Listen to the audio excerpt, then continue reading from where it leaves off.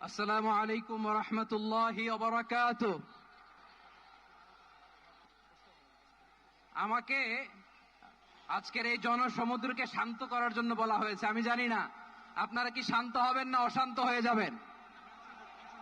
প্রিয় সুধী, মার্চ করতে যে লাথি গুতা ঠেলা উষ্টা সব আমরা খেয়েছি, তারপরেও আজকের এই সোহরাওয়ার্দী উদ্যানের এই গণজমায়েতে, এই জনতার মহাসমুদ্রে উপস্থিত হয়ে আমরা বুঝতে পেরেছি আজকের এই মহাসমুদ্র, জনসমুদ্র ফিলিস্তিনের প্রতি, আল আকসার প্রতি বাংলাদেশের জনগণের ভালোবাসার বহিঃপ্রকাশ।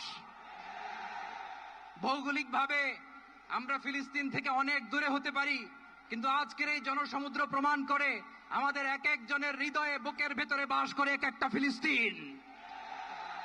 আমাদের হৃদয়ে বাস করছে এক একটা গাজা, আমাদের হৃদয়ে বাস করে এক একটা আল কুদস। চিৎকার করে বলুন ঠিক কিনা।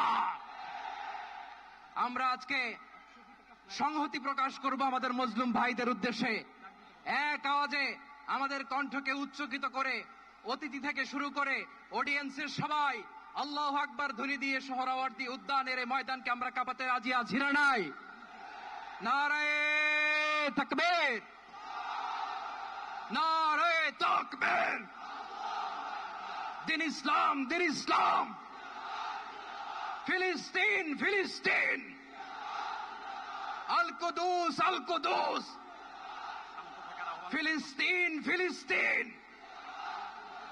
আল কুদুস, আল কুদুস। আমার ভাই শহীদ কেন? জাতিসংঘ জবাব চায়। গাজায় গণহত্যা কেন? জাতিসংঘ জবাব চায়।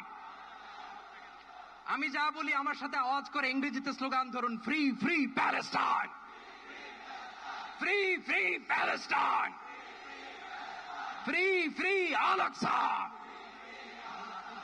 1 2 3 4, genocide no more. From the river to the sea, Palestine will be free. Naraye takbir. Wa ma alayna illa al balagh. Assalamu alaykum wa rahmatullahi wa barakatuh.